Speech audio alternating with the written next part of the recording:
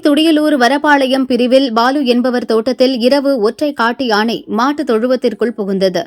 மாடுகளுக்கு வைத்திருந்த தீவனங்களை தின்றுவிட்டு அங்கிருந்த புண்ணாக்கு மூட்டையை தூக்கிக் கொண்டு வெளியே வந்தது. பின்னர் புண்ணாக்கு முழுவதையும் தின்றுவிட்டு சென்றது.